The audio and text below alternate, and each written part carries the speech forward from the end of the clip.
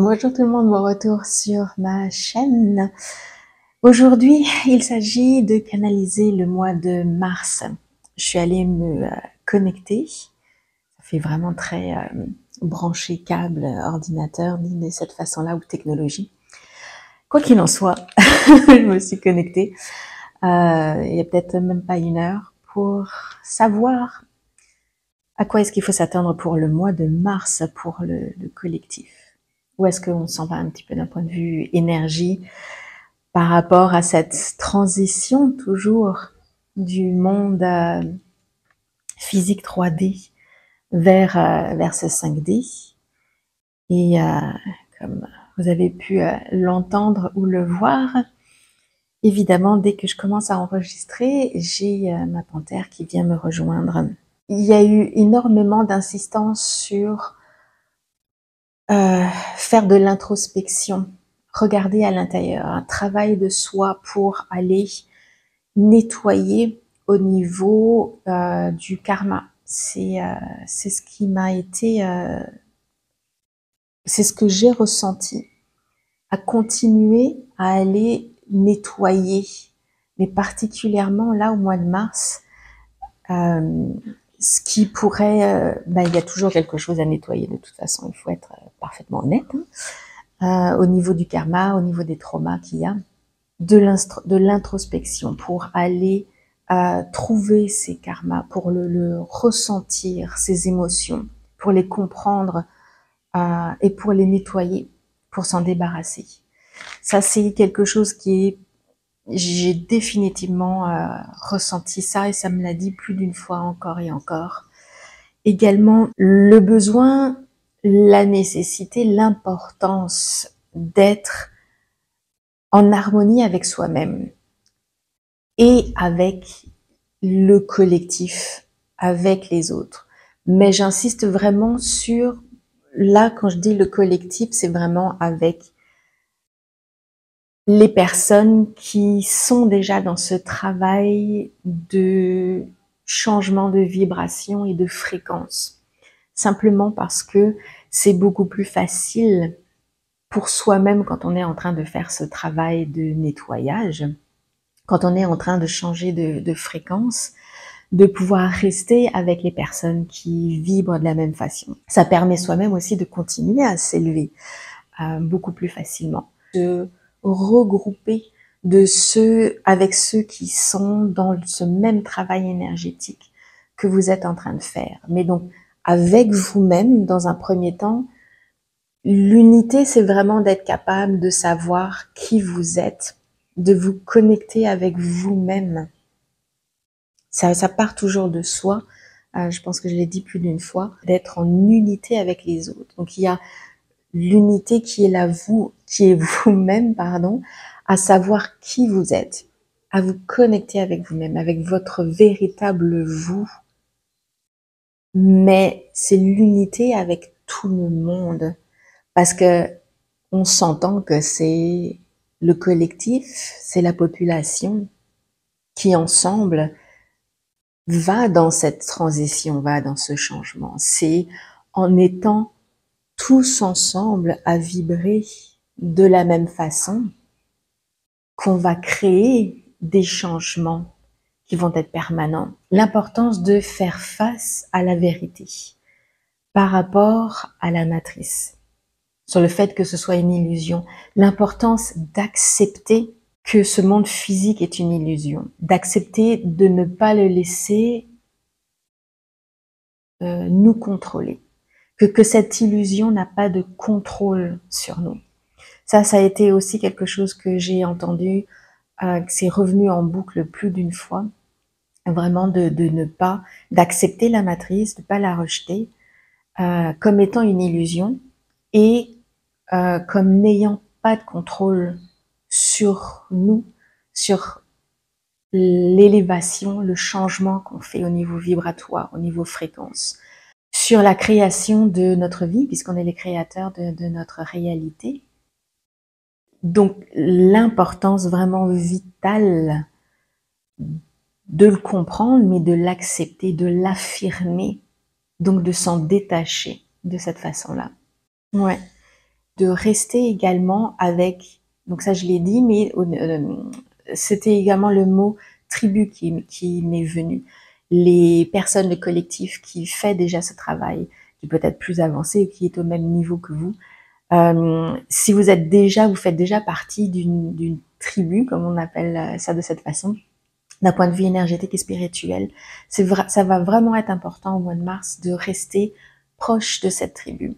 Pour ceux qui n'ont pas encore trouvé leur tribu, ça va se faire, ça va aller dans cette direction.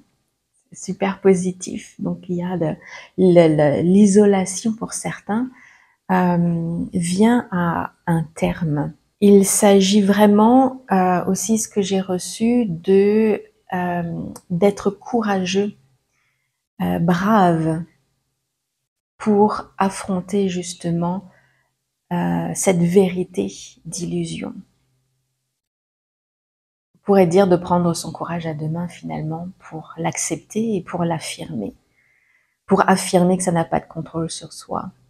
Donc ça, c'est vraiment important parce qu'évidemment, faire ce travail-là, je suis passée par là, donc je sais à quoi ça peut ressembler émotionnellement.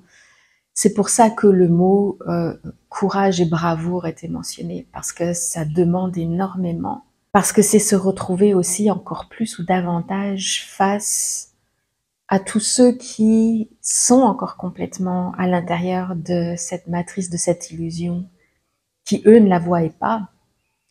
Donc, il y a un clash, une différence qui est encore plus grande et qui vient forcément aller chercher au niveau de nos propres émotions, qui nous en demandent encore davantage. Et c'est vraiment à cet endroit-là que c'est important.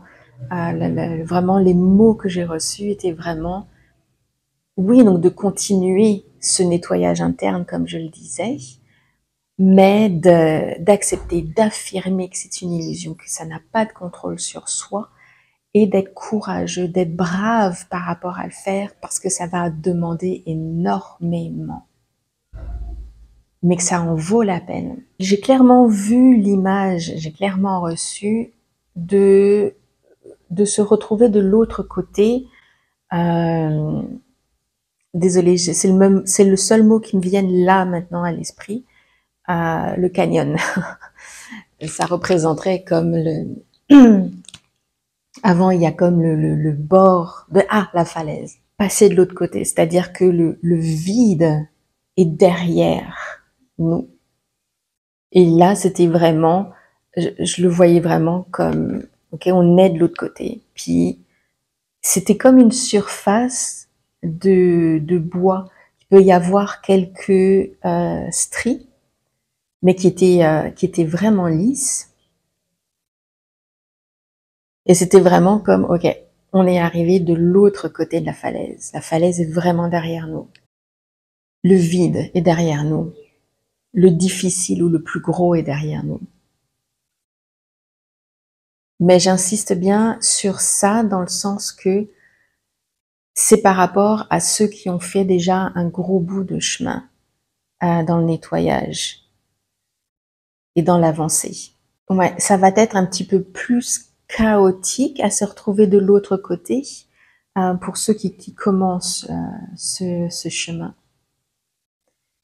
La deuxième image que j'ai vue juste après, pas immédiatement, il y a un petit espace, mais après arriver de l'autre côté de la falaise, c'est de se préparer à grimper une falaise. Et c'était vraiment clair de voir le casque d'alpiniste avec les harnais de sécurité. Désolée, il fallait que je regarde qu'est-ce qu'elle est en train de toucher. Les grippes je sais qu'il y avait des personnes qui étaient là pour aider à s'accrocher et à être préparés. Je les voyais pas, mais je sais qu'ils étaient là et qu'ils aidaient à grimper. Et cette nouvelle montagne, parce qu'en étant en bas, je le voyais vraiment comme une montagne, vous savez, avec les pics qu'il peut y avoir. Donc c'était vraiment au niveau pierre, roche. Mais il y avait l'enthousiasme et il y avait la confiance en soi à être capable de la gravir, cette montagne, parce que c'est pas la première fois que ce genre de montagne ou ce genre d'obstacle est affronté et gravi. Donc c'était une expérience de ce côté-là, et surtout c'était le fait que d'être préparé, d'avoir le soutien derrière, avec, contrairement aux autres fois où la montagne a dû être grimpée, être franchie sans aide, sans matériel, casque, harnais, corde, sécurité, tout ça. Là, cette fois-ci, tout est en place. Donc, en même temps, c'est de savoir que oui, il y a l'expérience pour pouvoir le faire. Oui, ça a déjà été fait. Mais cette fois-ci, vous le faites pas seul et vous avez toutes les sécurités autour pour pouvoir vous aider. Et j'ai vraiment ressenti dans mon cœur, c'était vraiment l'enthousiasme, l'élan sur ok, on y va, on va franchir cette montagne. Ça va être comme ça que ça va se passer. Et en plus, c'est vraiment comme ça que ça s'est passé parce que ça va être arrivé au sommet de la montagne, mais d'une façon des plus inattendues. Parce que en étant au pied, donc au bas de cet obstacle, ça ressemble à le regarder comme ça va être hyper haut, ça va être long à gravir. Et en fait, une fois que vous commencez à la gravir, il se trouve que ça ressemble plus comme à une haute colline, parce que le top est complètement arrondi. Et en fait, la montée s'est passée très rapidement, très facilement. Et j'ai vraiment ressenti, c'était amusant de ressentir ce côté surprise de oh, ça y est, on y est déjà, ça y est, c'est fait. Oh, je m'attendais pas à ça. Et en étant au sommet de cette très haute colline, que de l'autre côté, euh, tout est plein de couleurs, tout est vif, est beau, et surtout c'était une vibration d'amour qui se dégageait de cet autre côté. Et cet autre côté que j'ai ressenti donc comme étant calme, euh, positif dans le sens que ça va bien se dérouler, ça va bien être, mais que c'est comme une autre étape sur le chemin, sur votre chemin ou sur notre chemin pour continuer à avancer dans cette transition. Donc c'est pas la destination, mais c'est vraiment comme c'est ça. Il y a comme un petit obstacle finalement qui est à passer, mais que c'est pas le premier du genre que on va passer à travers. Ça va se passer facilement et rapidement, mais d'une façon inattendue. La dernière chose que j'ai reçue, c'est vraiment victoire personnelle. Euh, euh, Pas nécessairement, c'est parce que c'est comme en deux choses. Il y a d'un côté, j'ai vraiment clairement entendu de nombreuses fois que le mot recevoir était répété. Donc, il y a de la réception qui se fait à ce niveau-là, ce qui est excellent. Et c'est également de victoire personnelle, victoire sur, ça s'est connecté par rapport au nettoyage qui est à faire sur les karmas, à se débarrasser de blocs, de nœuds qui peuvent empêcher de pouvoir continuer à avancer. Donc c'est vraiment victoire personnelle qui arrive et qui est reçue. C'était vraiment quelque chose de spécial. Se concentrer sur soi, de se connecter avec qui vous êtes véritablement intérieurement, d'être un finalement, entier avec qui vous êtes, et de rejoindre ce collectif de personnes qui vibrent déjà aussi de façon beaucoup plus haute. Si vous avez déjà cette tribu, vous allez rejoindre ou ça va venir à vous. De rester sur ces fréquences. Ça a été énormément insisté. De vraiment aller nettoyer, d'aller chercher ces blocages, ces émotions, c'est extrêmement important de continuer à le faire pour vraiment continuer à avancer sur le chemin. C'est juste que si c'est pas fait, ça va se faire de façon beaucoup plus pénible. Pas nécessairement difficile, mais pénible. Si c'est pénible, ça veut dire émotionnellement. Et c'est vraiment aussi cette importance de tribu et de rester en groupe, mais en unité, de représenter un avec ceux qui vibrent de la même façon, qui font ce même travail, ce changement, cette élévation, parce que c'est essentiellement eux qui vont être à côté ou derrière et aider à gravir. Cette montagne va être grimpée de façon très inattendue, dans la meilleure des façons, pour trouver de l'autre côté vraiment des vibrations d'amour, plein de couleurs, où tout va bien, mais qui représentent juste une autre étape sur ce chemin de transition, ce chemin pour vous trouver vous-même, éventuellement aussi votre mission de vie, et vraiment de recevoir, d'accepter, de reconnaître et d'affirmer que la matrice, cette illusion, ce monde physique 3D n'a pas d'emprise sur vous, n'a pas de contrôle sur vous. Ça, c'est également un énorme point qui a été mis en place. Ah, c'est vraiment un très beau message pour ce mois de mars. À quoi s'attendre, à quoi faire. Merci pour tous ceux qui regardent la vidéo, pour vous abonner également, pour liker cette vidéo. Laissez-moi vos commentaires. Je suis bien intéressée à savoir comment s'est déroulé ce mois de février. Quelles sont vos attentes pour le mois de mars? À quel point vous êtes excités à passer à un autre mois et à continuer dans cette avancée, dans cette transition. Et on se retrouve très bientôt pour une autre vidéo de canalisation.